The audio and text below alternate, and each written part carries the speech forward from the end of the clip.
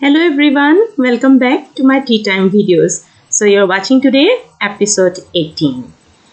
So today I'll start with a topic which we have already started, verbs. So we'll begin today with verbs and its kinds. But to refresh your memory, let me start with verbs today. So verb in English grammar is the main ingredient or one of the most important parts of a sentence. And no sentence can be completed without a verb. I hope it's a simple way of understanding. So remember one thing, verb is the main ingredient. Without the verb, there cannot be a sentence. Let me make this thing more clear. So in simple manner, verb is an action word or doing word. It is a word or phrase that says or asserts what a person or thing does, or what is done to a person or thing, or what a person or thing is. I hope you remember these things which I have explained when I started with verb and its forms. So today I am again refreshing your memory with the explanation of verb. Now let's be clear with these examples. So first example, Radha is an athlete. Here is the verb. Second example, she runs fast. So the word runs is the verb. Third example, Radha was honored with medals and trophies for her victory. So was honored is also a verb. The words which are highlighted are all verbs in the sentence. I hope things have become more clear to you again with the verb. Now we'll proceed with verbs and its kinds. So based on the forms of the verb, we already have known there are two types of verbs, regular verbs and irregular verbs.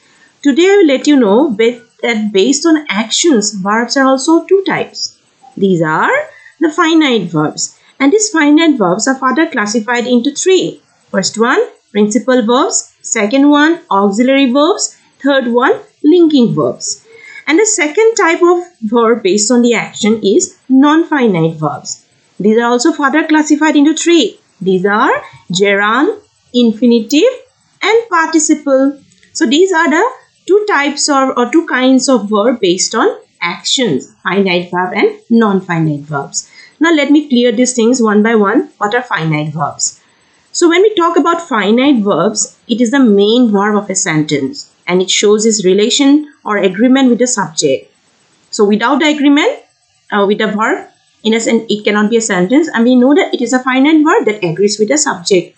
And it also denotes a tense in a sentence and can be changed according to the person and number of the subject. So there is an option also that finite verbs can be changed according to the person and number of the subject. A finite verb can function alone in a sentence as well as a part of a verb phrase. So it can be the only verb in a sentence or it can function as a part of a verb phrase. Now let us see the examples. So here in the first example, I like reading books. Like is the finite verb. Second example, if you see, he likes reading books. Likes is also a finite verb. But if you see the difference between the first and the second example, the subject here, subject is first sentence, the subject is in the first person I. So we have used the verb, finite verb in the base form like.